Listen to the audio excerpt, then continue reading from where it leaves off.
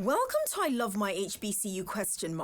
The podcast where we express our undeniable love for HBCUs, but where we are also not afraid to address a few tough questions. So, sit back, learn a little, love a lot, and rep your HBCU. Hello, beautiful people. It is 2024. Hi, Katlyn. How are you? I'm good. How are you? I am well. So I have HBCU-Now, Katlyn Cox joining me. As you know, it's the beginning of the year, 2024. We had HBCU Made last week tell us about the resolutions that they'd like to see for HBCU. So how could I have HBCU Made give us that and not have HBCU Now give us that as well? So Katlyn, you are the HBCU Now that is ushering us in to 2024, and very shortly will be giving us your top 3. Here's what I think HBCUs need to focus on in 2024 as we usher in the new year. Call it resolutions if you want to, and if you don't, that's perfectly okay. But before we get to all of that part, I've got to ask you, Katlyn, how are you? Where do you go to college? What is your major? And I'm going to end, of course, with how you made that selection to go to your university. So, hush, Tosin. Okay. Hello, everyone. As she said, my name is Katlyn Cox. I'm a sophomore majoring in computer science at Morgan State University. Go Bears. Yay.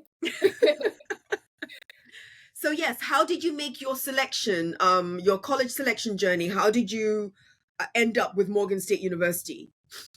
Okay, so both of my brothers, they went to Morgan State, graduated from Morgan State. And originally, I did not want to attend Morgan State just because it's in my hometown. And I've always wanted to discover the world for what it is. So my first choice was Spelman College. I went there and I toured the college.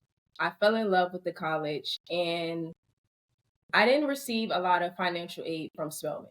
And in high school, I made good grades. I was a well-rounded student, and I didn't receive any information from Morgan State's Honors College. So I was like, wow, they still haven't accepted me into the Honors College. That's so crazy.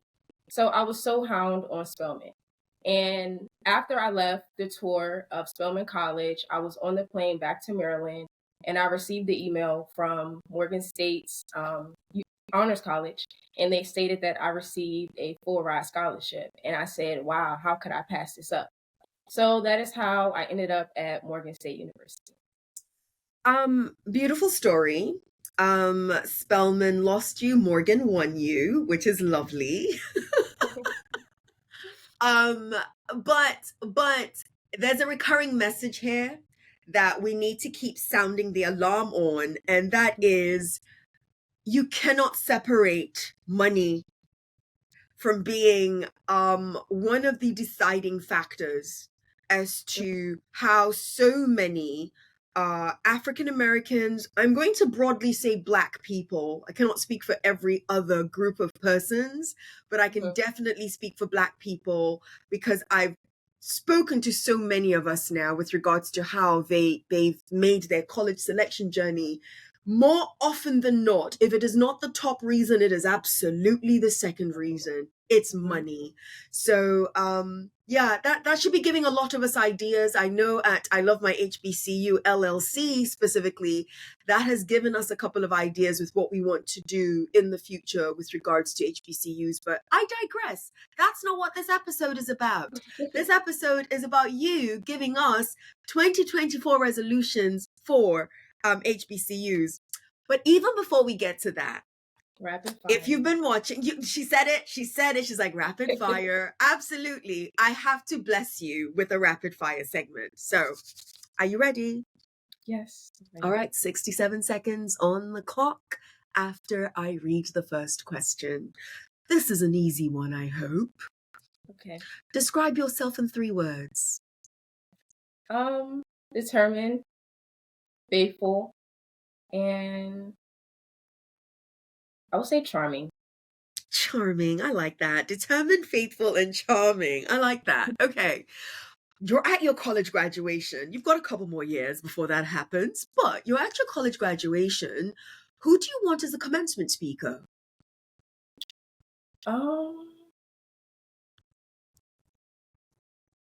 I would say Kamala Harris. Kamala She's a Harris, female. Vice President Kamala I can give Harris. my response. Okay, okay, okay. What's the best meal at your HBCU? Ooh, a lot of people say the fried chicken Wednesday, but that's not going to be my answer. I would say Morgan has this dish. It's called white rice, chicken, and bell peppers. I don't know if that's the name of it, but that's what's in it. It's chicken teriyaki. That's the name, and it's delightful. Nice, nice, nice. I can't. You still went with chicken, but you didn't go with fried chicken Wednesdays. I appreciate that. I appreciate that. What's your unpopular opinion about HBCUs? The dorms are old, very old. Unpopular opinion. The dorms are old. Okay, okay. I was just told that my time is up, but we know I'm going to take some liberties and ask at least one more question. And here's my question. Shout out your favorite professor or person at your HBCU and what they teach or what they do. Okay. I would say Dr. Mack, Dr. Naja Mack. Me and her, we bumped heads a little bit, but she's a powerful professor. She was my first professor in computer science, so she was the first person that ever taught me Python, my coding language, my favorite coding language at that. So, yeah, that'll be my favorite professor. I love it. I love it. So I love the fact that you actually started off with saying that we bumped heads initially. Yeah, we did. Professors who are viewed by you, as in viewed by students, as a little difficult, get a bad rap. And I keep on asking people, you've got to bear with some of them as long as you know that they've got your best interest at heart, because they end up being some of your best and strongest advocates. So shout out to Professor Mack. Shout out to Thank Dr. Mack. you, Yep. Dr. Mack. Okay. All right, we're there now. We're there now. All right. Your three goals, resolutions, things that you want HBCUs to think about as we usher in 2024. Let's get to it. What's your first one? I would say my first one would be having voting sites on college campuses. This year is election year, and I feel like it would be a great asset to have voting sites. Many college students, they live far away from home, which means they may not be able to vote. So I feel like having, those sites on campus where they can just come out their dorm, walk out their dorm and go vote would be amazing. Having students live in, just say that a student went to Morgan State in Maryland and their home is in California. They wouldn't be able to, fly back to California just to vote.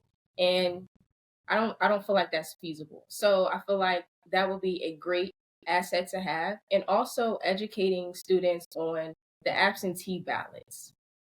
In college, we're not educated on voting. We're not educated on many things like that. So I feel like that's a good asset.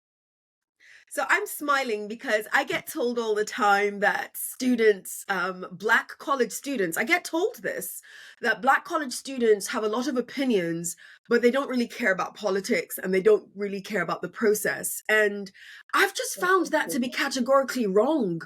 I found that to just be talking points. And I wasn't expecting you to say that as one of your 2024 resolution points for HBCUs. So it is interesting that you would say that. And I hope people are listening. I hope that the powers that be, not just on college campuses, because I happen to be aware of the fact that they're not the ones that ultimately and utterly control that happening, but the powers that be can hear that there are Black college students, active Black college students, who are like, hold on, we want to be part of the process.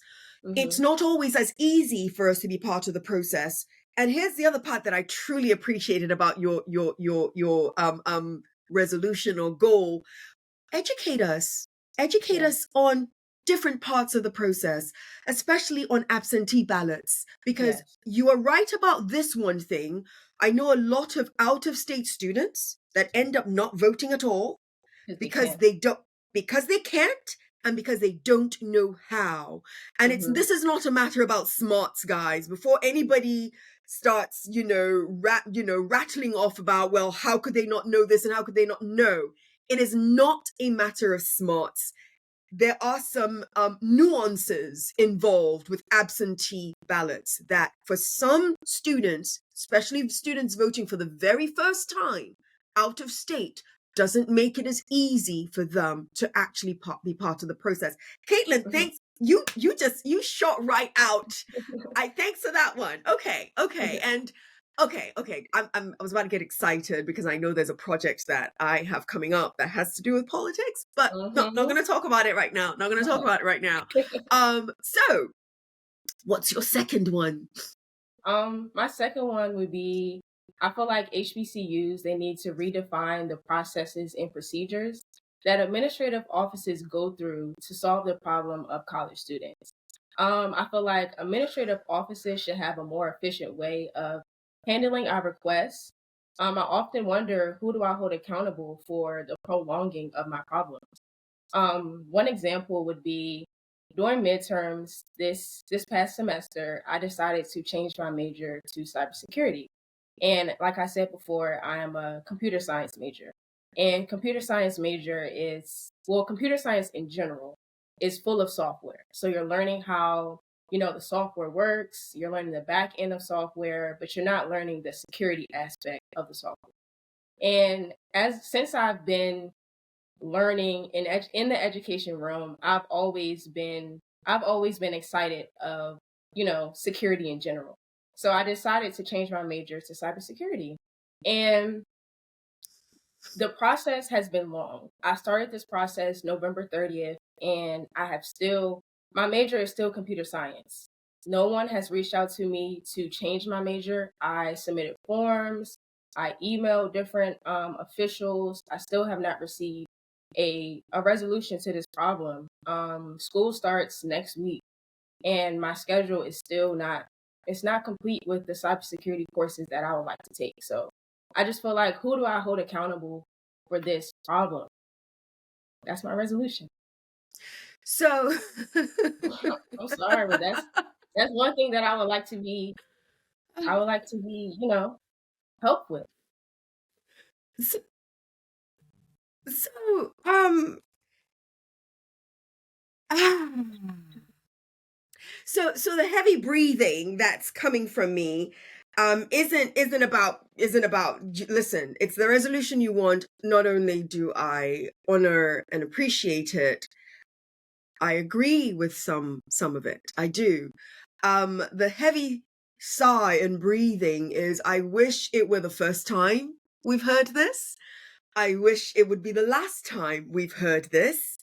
And now it makes one beg the question, what can and should be done about it? And who do we start with? Mhm. And why are, I think if one wanted to talk about the ineffective, sometimes fractured processes that students have to go through at HBCUs. And listen, this isn't to say that this does not occur at other universities that are not designated as HBCUs, but I can only speak of the experience that I'm intricately aware of.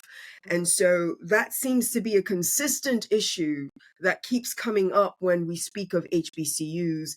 And so the bigger question I have for all of the administrators, including myself, that may hear this episode is, when do we resolve it? When Yeah. do we sit down and just take all the blame, and start a process that is more fluid? This isn't Mhm. a fair question. This is not a fair follow-up question to you, Katlyn, but I'm going to ask it regardless. Sure. What would you suggest? Where would you suggest we start? Who are the persons you think need to be at the table to guide this type of resolution actually going into fruition? If you had any thoughts on that, what would your thoughts be? So to answer your first question, I believe we need to start with creating empathy within ourselves. I feel like knowing that the semester starts next week, and you're receiving emails from students, and I'm not the only one, you're receiving emails from students saying that they still have not registered. Where's your empathy in that? I feel like, we need to be held, they need to be held accountable. It's empathy. Start with empathy from there.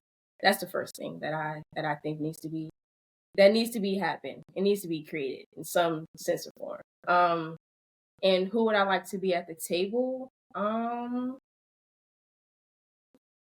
I would say the director of student services.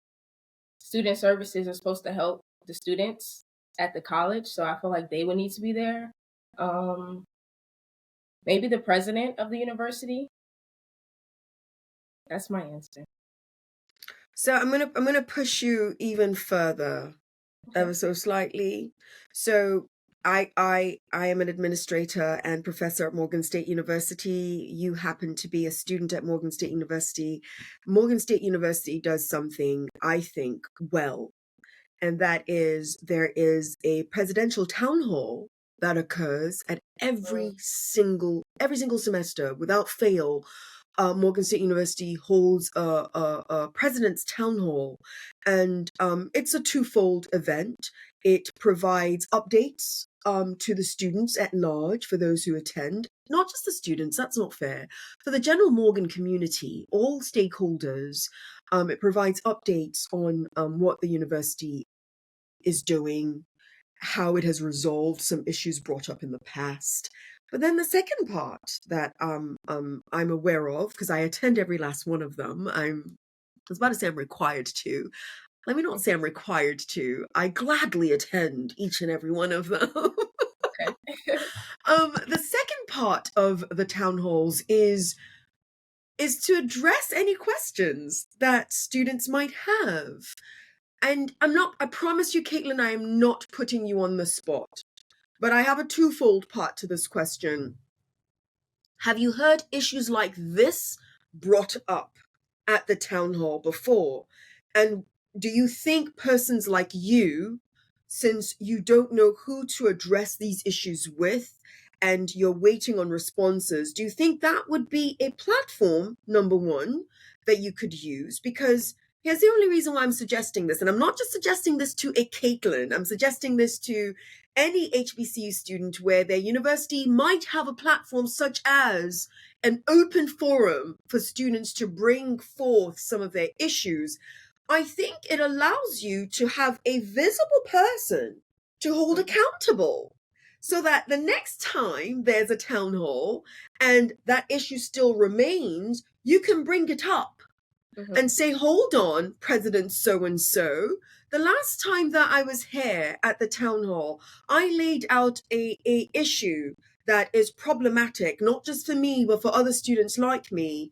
And it still hasn't been resolved. When should we expect a resolve? Again, not putting you on the spot, not challenging you as to why you may not have used that avenue before, but do you think that might be an avenue that you may want to consider?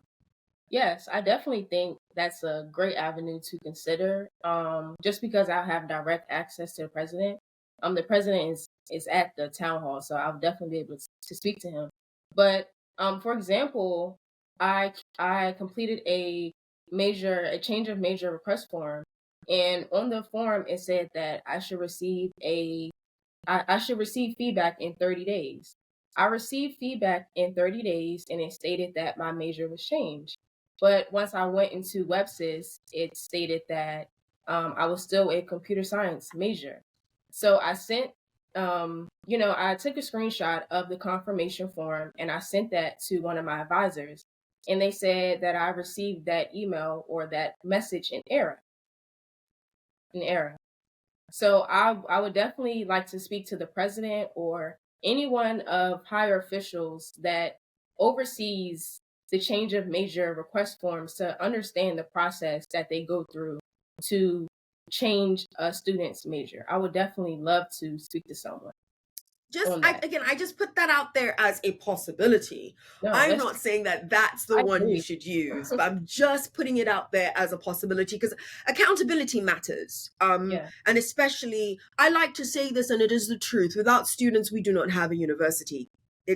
People don't like it when I say that, but that is a factual statement. If there are no students to come into a university, the university does not survive. And Yes. so it does kind of matter greatly to be aware of what some of the challenges students have as to why they may not, because this is true, may not stay at that same university. Unfortunately, a couple of people came to mind, and oftentimes their reason for transferring has very, very little to do with academic rigor, very, very little to do with social life, has a lot to do with frustration at the processes that we use to get them to matriculate through the university. All right, I think we've really robustly treated that one.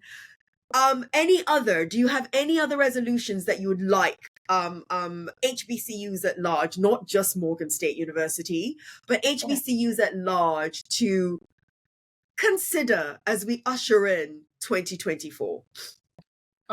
This is more on the lighter side. Okay. I would like for HBCUs to think about having a portal where new roommates can discuss or converse before they actually move into their dorm.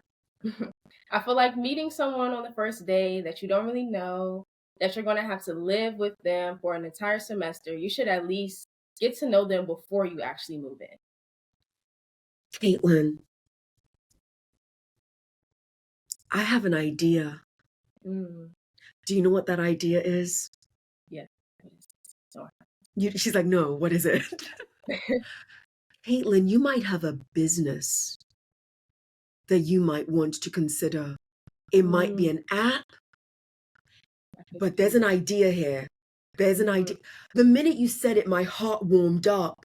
Can you imagine having chats with different people prior to coming in and kind of matching up with each other and getting to know each other? I like that. And so I don't know what the details of this would be. And I can hear some naysayers also saying, well, but then you may end up not really having preconceived notions about the person. And then you might actually be using that to decide that you don't want to be roommates with a kind of person or blah, blah, blah, blah, blah. But I'm not a negative Nancy. So I'm just going to look at this yes, let's look at this positively. I do think that's exciting.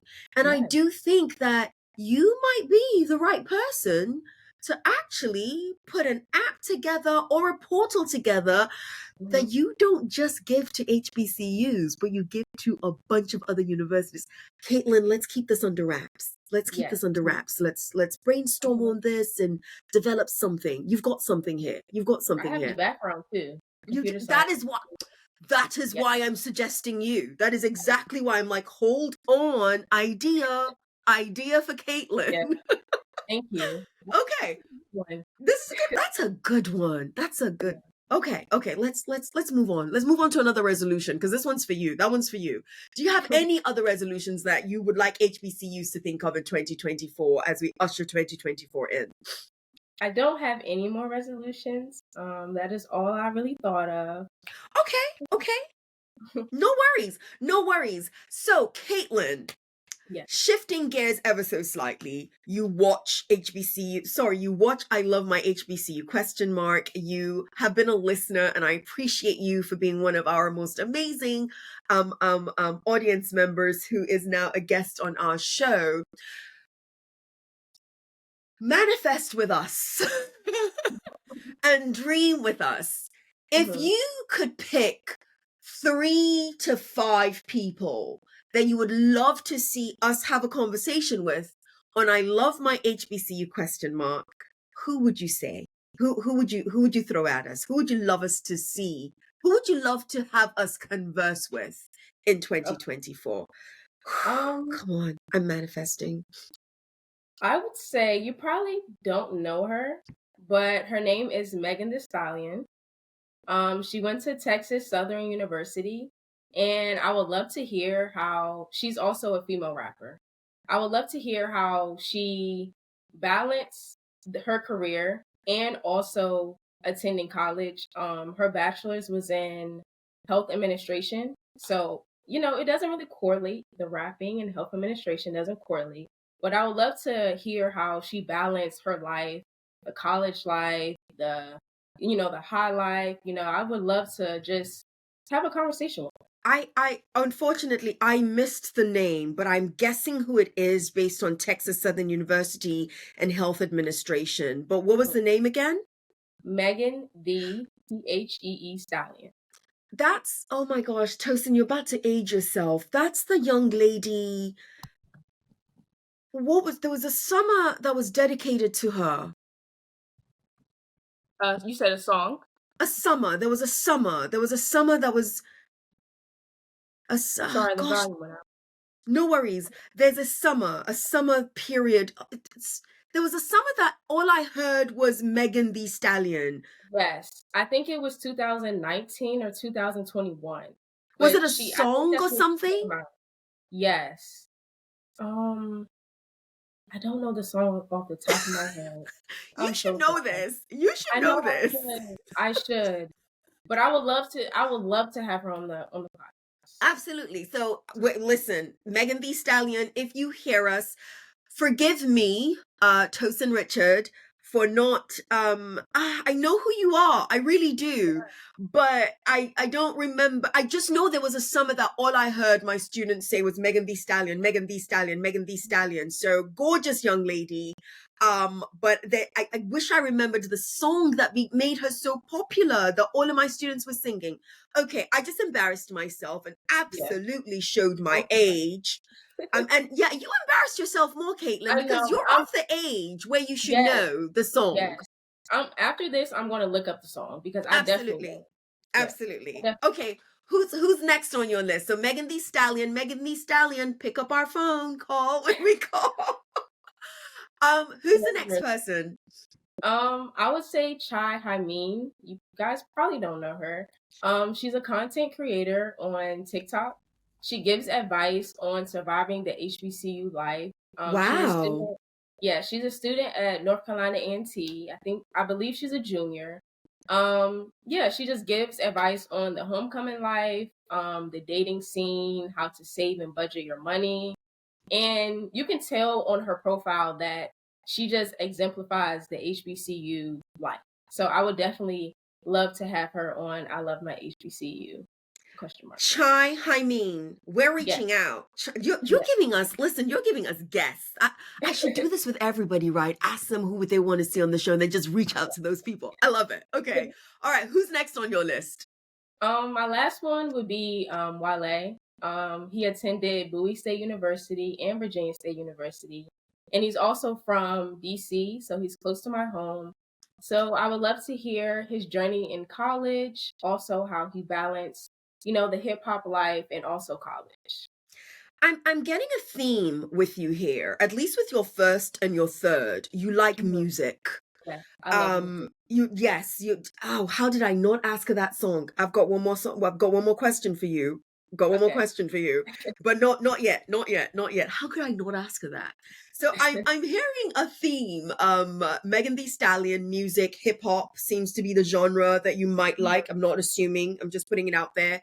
And then Wale, also a musician. I love the fact that you know the HBCUs that they all went to, and that you are ingrained in this HBCU culture and HBCU family. I kind of love that. So we have Texas Southern University's Megan Thee Stallion. We have North Carolina A&T's Chai Hymin. And then we have Bowie State University and Virginia State University's Wale. We have an amazing guest outreach manager, Chris, who is she's taking notes as she's hearing all of this, and I bet you even before this episode ends, she's reaching out to them. So here's hoping that they answer the call, because I would love to have a conversation with them.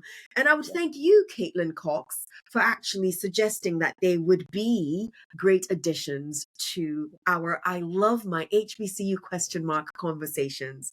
So I'm going to end on this lovely question for you, because I am knocking myself that I did not ask you this earlier on. You know it. You know it. Yeah. And if you want to give us more than one, more than two, I'll take it from you, because my bad. I should have asked this a lot earlier. You're not finished with college yet, but so far so good. What song or songs would mark your college journey so far? So I am a big Rod Wave fan. I would say Long Journey by Rod Wave. And that song basically touches on how life is a long journey and you're continuously learning how to go through life. And there may be bumps in the road, there may be, joys, highs, lows, but you're still learning how to go through life. And life is it's a gift. You just go through life and you try to figure out how to overcome your challenges. And that's how my college journey is so far. I'm learning the balance between my academic life and also my social life. So wow. It has been my pleasure, Katlyn Cox, having this conversation with you on I Love My HBCU ? I wanted to start the new year by bringing in an alum and a current student to bless us with what they would like to see their HBCUs at large resolve to do in 2024. You gave us some good ones. A really big one that I hope not just your HBCU, but a lot of HBCUs make a long-term consistent goal, and that is the more fluid administrative processes that are part and parcel of a student's matriculation through college. Because you mentioned one example, sadly there's several other instances and examples that keep on rearing its ugly head, that let us know our processes are not quite right and they need to be better. So I thank you for being on this episode of I Love My HBCU ? I welcome the audience, our viewers as well as our listeners. Share some of your resolutions for HBCUs with us in 2024. I'd love to hear them. We might post a couple of them if we hear them. But until next time, yours in HBCU love. I hope you are already subscribed. If not, be sure to subscribe to I Love My HBCU ? On YouTube and wherever you get your podcasts. And how could you not like this episode with Katlyn Cox on it? Katlyn, have a lovely one. Thank you. Bye. Bye. You've been listening to I Love My HBCU ? Let's keep the conversation going as we share our stories and encourage more practical support of HBCUs, whilst of course holding each other accountable. Don't forget to follow and subscribe for the latest episodes. Until next time, love and lift your HBCU.